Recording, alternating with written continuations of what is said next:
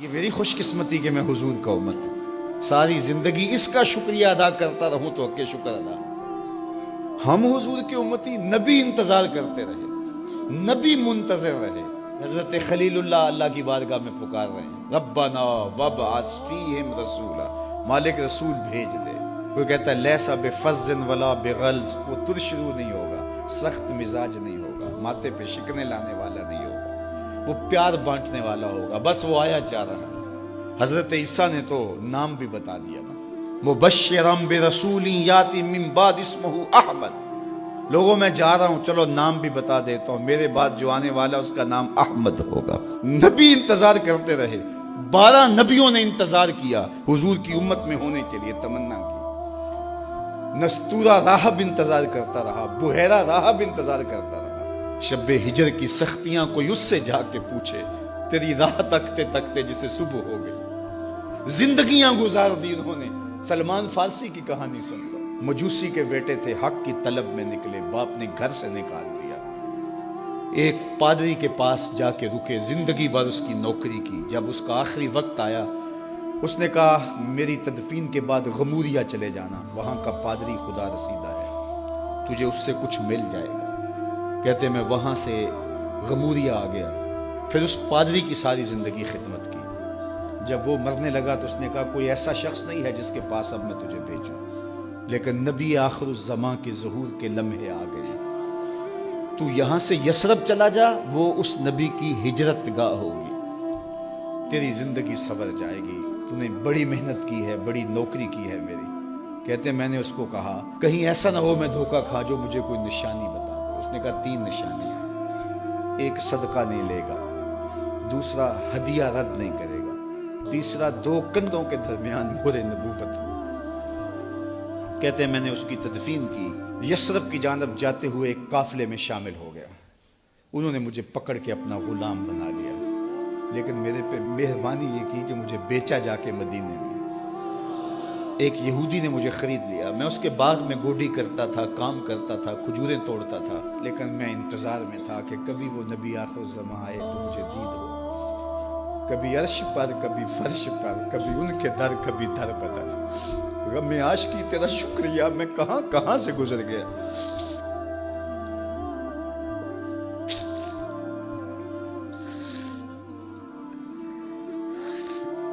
کہتے ہیں ایک دن میں اپنے باغ میں کھجوریں توڑ رہا تھا کہ ہواؤں میں مستی پیدا ہو گئی اور ہر سمت سے طلع البدر علینا کی صدائیں گونجنے لگی۔ میں سمجھ گیا کہ وہ لمحے آ گئے، میں نے چھلانگ لگا دی اور دوڑ پڑا۔ میرے آقا نے سمجھا شاید غلام بھاگ گیا، اس نے دوڑ کے مجھے پکڑ لیا۔ میں نے اس کو کہا کہ میں نوکر تیرا ہی ہوں، لیکن دل نوکر کسی اور کا ہے، میں بھاگوں گا نہیں، مجھے جانے دے۔ میں کچھ کھجوریں لے گیا تھا صدقے کی نیت سے، جا کے حضور کو پیش کی۔ آقا کریم نے فرمایا ہم نبی صدقہ نہیں لیتے۔ کہتے ہیں نشانی ایک پوری ہو گئی۔ کہتے ہیں کہ میں کچھ دنوں کے بعد اور کھجوریں لے گیا اور میری نیت ہدیہ کی تھی، میں نے پیش کی، حضور نے قبول فرما لی۔ لیکن میں بھی کہتا تھا تیسری نشانی بھی پوری ہو لے تو پھر مانوں گا، اور وہ کیا تھی؟ 2 کندھوں کے درمیان مہر نبوت۔ کہتے ہیں ایک دن حضور میرے باغ میں آئے اور آقا کریم نے اپنے مبارک کندھے پہ چادر رکھی ہوئی تھی اور چادر کی اوٹ میں مہر نبوت چھپی ہوئی تھی، اور میں پیچھے ہو کے دیکھتا تھا، اور میری آرزو یہ تھی کہ کوئی تیز جھونکا ہوا کا آئے اور چادر ہٹ جائے اور میں مہر نبوت کی زیارت کر لوں۔ حضور میرے ارادہ قلب سے آگاہ ہوئے، فَأَلْقَى إِلَيَّ رِدَاءَهُ، حضور نے چادر اتار کے میری جانب پھینکی اور پھر ایسے رخ کر کے فرمایا انظر الی ما امرت بہ، اس پادری نے جو بتایا تھا دیکھ لے آ کے۔ تو کہا میں نے دیکھا کہ حضور کے دو کے درمیان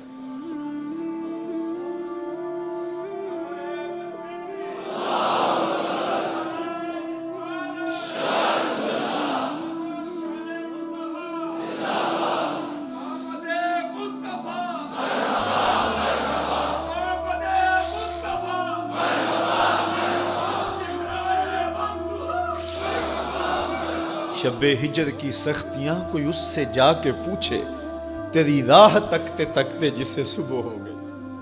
ہم نے تو کوئی انتظار نہیں کیا نا، ہم نے تو کوئی دکھ نہیں سہا، ہم سوئے تھے مقدر جاگ اٹھے. ہمارے والد مسجد سے مولوی صاحب کو بلا لائے. انہوں نے کان میں آ کے کہا مبارک ہو تو حضور کا نوکر بن کے آ رہا.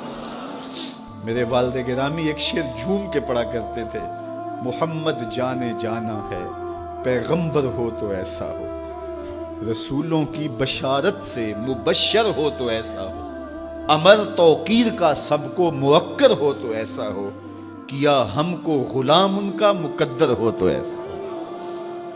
میں اپنے مقدر پہ قربان نہ جاؤں, آپ اپنے مقدر پہ نثار نہ جائیں. ہمیں وہ نبی ملا جو نبیوں کا نبی. بنو سعد کے مقدر بھی جاگ اٹھے. اللہ اکبر. کیا وہ خوش نصیب وادیاں تھیں, کیا وہ خوش بخت پہاڑ تھے بنو سعد کے, جہاں حضور نے زندگی کے ابتدائی سال گزارے. اللہ اکبر.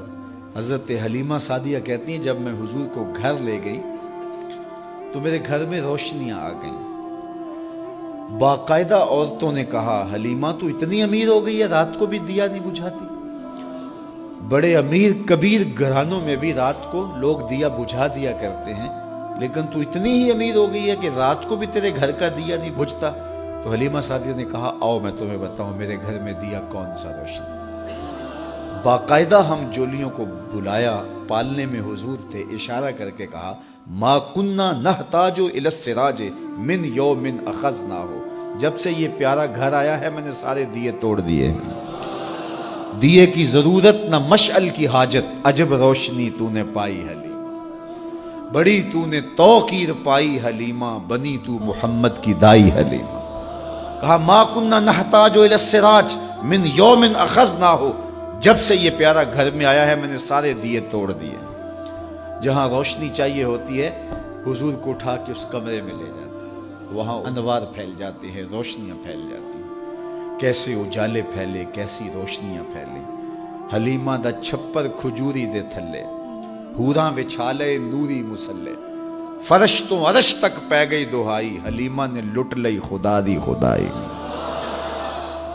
اللہ اکبر. وہ سارا دن تو صحراؤں میں گھوم لیتی تھی, اسے جب بھوک لگتی تھی لبوں کو چوم لیتی تھی.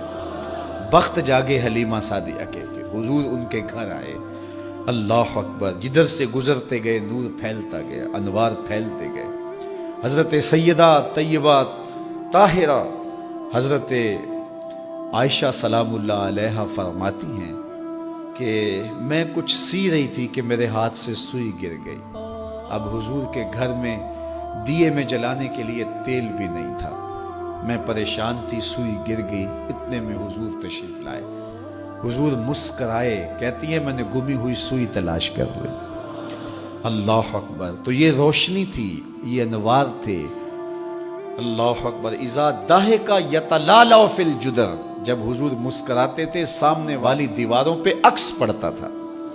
اللہ اکبر. جب مسکراتے تھے نور پھیل جاتا تھا. اذا تکلم رؤیا کالنور یخرج من بین ثنایاہ. حضور کے سامنے والے دانتوں میں ہلکا سا فاصلہ تھا, اور جب آقا کریم گفتگو کرتے تھے وہاں سے نور کی کرنیں چھن چھن کے نکلتی تھیں, انوار پھیل جاتے تھے. ایسا نوری ماحول, ایسا نورانی چہرہ. حضرت ابو ہریرہ بولے کل قمر لیلۃ البدر لم ارى قبلہ ولا بعدہ مثلہ. کیا پوچھتے ہو, 14ویں رات کا چمکتا ہوا چاند تھے میرے حضور. پھر کہا نہیں نہیں نہیں, حضور جیسا نہ پہلے دیکھا نہ بعد میں دیکھا. حضرت حسان بن ثابت پاس کھڑے تھے. کہا دیکھتے کیسے, کسی ماں نے جنم دیا ہوتا تو دیکھتے. خدا نے وہ سچائی پن چھڑیا جدے وچ محمد نو ٹالیا سی. حسینہ جمیلہ دا منہ موڑ دیتا, محمد بنا کے قلم توڑ دیتا. مثل او در عالم امکان متصور نیست. حضرت شیخ مجدد کہتے ہیں حضور کی مثل بزم عالم میں ممکن ہی نہیں ہے, ہو ہی نہیں سکتا. اور اقبال کا لہجہ بھی دیکھیے, رخ مصطفیٰ ہے وہ آئینہ کہ اب اس سا دوسرا آئینہ, نہ کسی کی بزم خیال میں نہ دکان آئینہ ساز میں. تو وہ پیکر تراشا, وہ پیکر تراشا, مکھ چند بدرشا شانی ہے, متھے چمک دی لاٹ نورانی ہے, کالی زلف تیک مستانی ہے, مخمور رکھی ہن مد بھری. کیسا جمال دیا, کیسا حسن دیا. اچھا بریلی کے امام سے بھی پوچھ لیجئے. اللہ اکبر. بل بل نے گل ان کو کہا, کمری نے سروے جاں فضا. بلبل کی منتہائے پرواز تو یہی ہے نا، کسی کو پھول کہتے.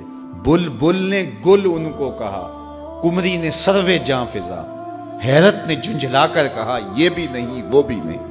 خورشید تھا کس زور پر، کیا بھر کے چمکا تھا کمر، بے پردہ جب وہ رخ ہوا یہ بھی نہیں وہ بھی نہیں. وہ حسن دیا وہ جمال دیا اللہ نے اپنا.